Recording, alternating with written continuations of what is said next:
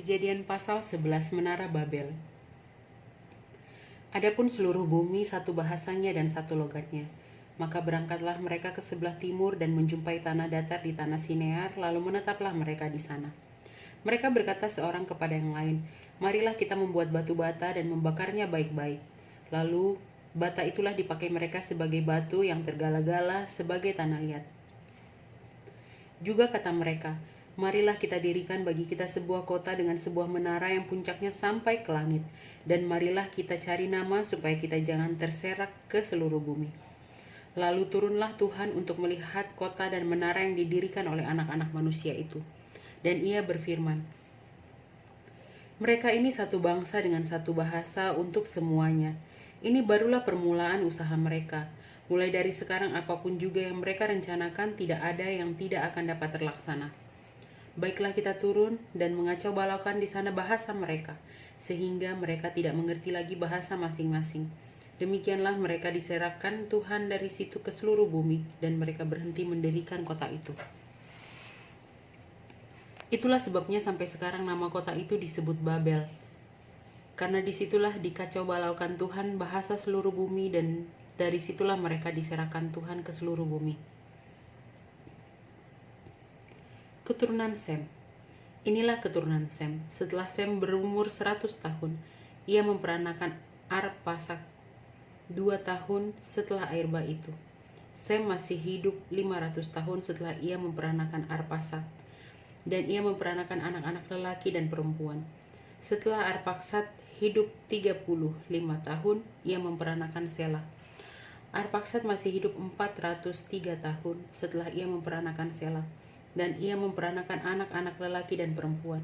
Setelah Sela hidup 30 tahun, ia memperanakan Eber. Sela masih hidup 403 tahun setelah ia memperanakan Eber, dan ia memperanakan anak-anak lelaki dan perempuan. Setelah Eber hidup 34 tahun, ia memperanakan Pelek. Eber masih hidup 430 tahun setelah ia memperanakan Pelek, dan ia memperanakan anak-anak lelaki dan perempuan. Setelah Pelek hidup 30 tahun, ia memperanakan Rehu.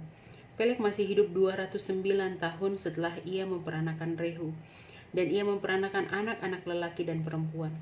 Setelah Rehu hidup 32 tahun, ia memperanakan Serug. Rehu masih hidup 207 tahun setelah ia memperanakan Serug, dan ia memperanakan anak-anak lelaki dan perempuan.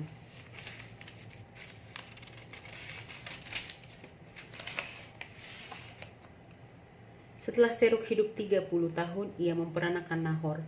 Serug masih hidup 200 tahun setelah ia memperanakan Nahor, dan ia memperanakan anak-anak lelaki dan perempuan.